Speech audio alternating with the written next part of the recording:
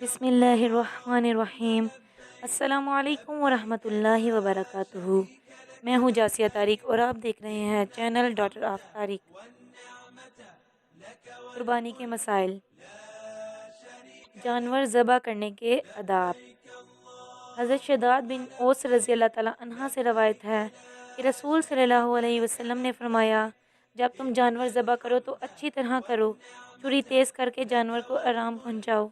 इसे इब्ने माजा ने रवायत किया है। ये सही हदीस है।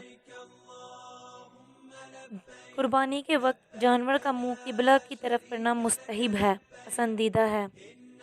कुर्बानी से कबल बिस्मिल्लाही अल्लाहु अकबर अल्लाहुम्मा मिनका वलका कहना मसनून है।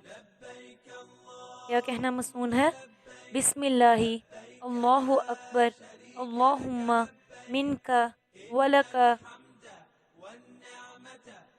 हज़रत जाबिर बिन अब्दुल्लाह रज़ी अल्लाह तआला अन्हा से रवायत है कि रसूल सल्लल्लाहु अलैहि वसल्लम ने ईद के रोज़ 2 मेंढे ज़बह किए।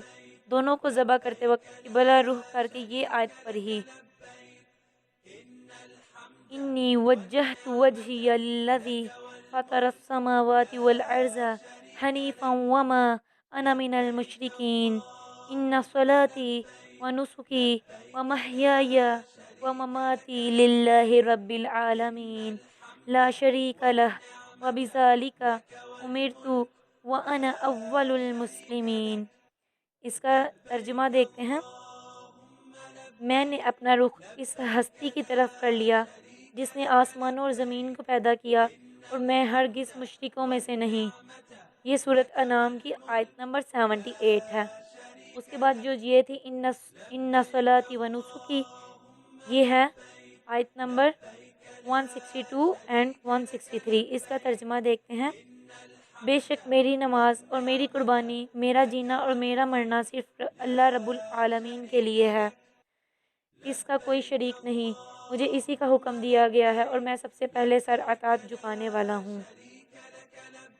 उसके बाद बिस्मिल्लाहि अल्लाहु अकबर अल्लाहुम्मा मिनका वलका अन मुहम्मदिन व उम्मतिह। ये अल्फाज आप सल्लल्लाहु अलैहि वसल्लम ने इरशाद फरमाए। इसका तर्जुमा है, या अल्लाह ये जानवर तूने ही दिया था और तेरे ही नाम पर मैंने इसे कुर्बान किया, मोहम्मद सल्लल्लाहु अलैहि वसल्लम और इनकी उम्मत की तरफ से। इसे इब्ने खुज़ैमा ने रवायत किया है। उसके बाद दूसरे से कुर्बानी करवानी जायज़ है, लेकिन खुद करना अफजल है।